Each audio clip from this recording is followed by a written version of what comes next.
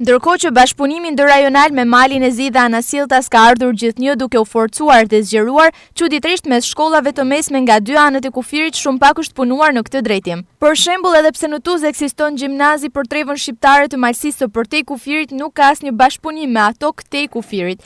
Duke filluar nga Hoti, kemi 6 shkolla të mesme, si në Hot, Bajs, Gjimnazi Koplik dhe 3 gjimnaze në qytetin e Shkodrës, por deri sot nuk kanë pasur bashkëpunim me gjimnazin në Tuzë dhe Anasilltas. Sidorela Berishaj, mësuese në gjimnazin e Tuzit, thotë se ky shqetësim është mos e drejtë dhe pa justifikuar mungesa e komunikimit. Do t'ishte shumë bukur, sikur të kishim një bashkëpunim më të madh, duke qenë se në fakt gjimnazi i Tuzit ka bërë një binjakëzim me një gjimnaz në Tiranë, por faktikisht ka qenë si ide të bëjë binjakëzimi edhe me gjimnazet e tjera ose në Shkodër ose edhe në Koplik, por momentalisht nuk e kemi atë dhe do t'ishte një gjë, po themi, e mrekullueshme nëse do të kishim bashkëpunime më shumë, që edhe nëpërmjet aktiviteteve të shumta. Berishaj thekson se në këtë drejtim duhet veprim konkret për të filluar nga bashkëpunimi, ndaj dhe njëri nga këto gjimnaze duhet të marrë iniciativën për të bërë hapin e parë duke dërguar ftesën.